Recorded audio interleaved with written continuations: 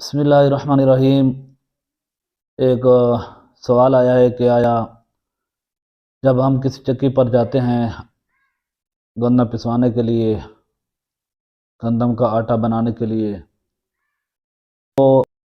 Card اور اس پر وہ پیسے بھی لیتے ہیں،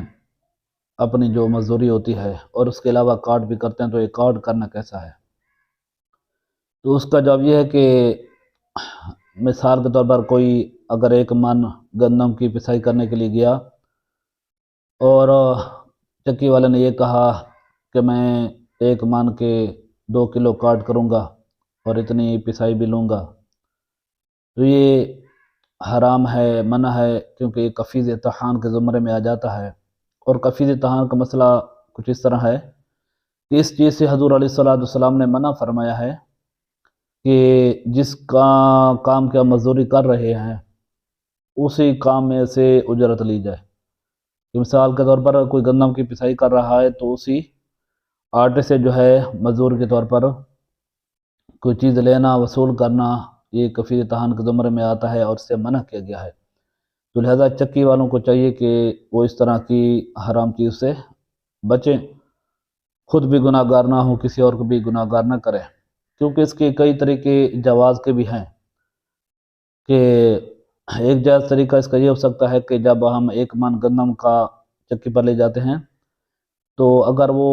1 کلو یا 2 کلو کاٹ کرتے ہیں آٹے کی، تو پہلے سے ہم وہی گندم کا 1 کلو یا 2 کلو سائڈ پر رکھ لیں، تو کوئی اس طریقے سے بھی مطلب اس کی مزدوری ہو جائے گی اور یہ منع بھی نہیں ہے۔ دوسرا یہ ہے کہ مطلقاً چھوڑ دیں، کہ یہ شرط نہ لگائیں کہ اسی پیسے ہوئے آٹے میں سے 2 کلو میں آپ کو دوں گا،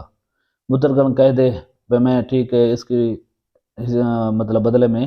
آپ کو 1 یا 2 کلو آٹا دوں گا،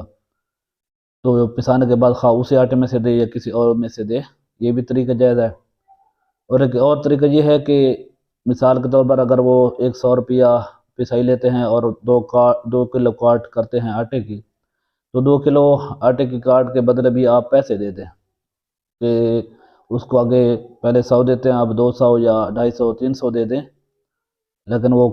آٹا کی کاٹ نہ کرے، تو کیونکہ اس کو مقصد تو اس چیز کو حاصل کرنا ہے، تو اس طریقے سے بھی اس حرام سے بچا جا سکتا ہے۔ لہذا کئی طریقے ہیں حرمت سے بچنے کے،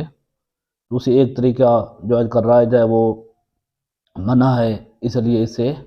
خود بھی اجتناب کریں اور دوسروں کو بھی اس سے بچائیں۔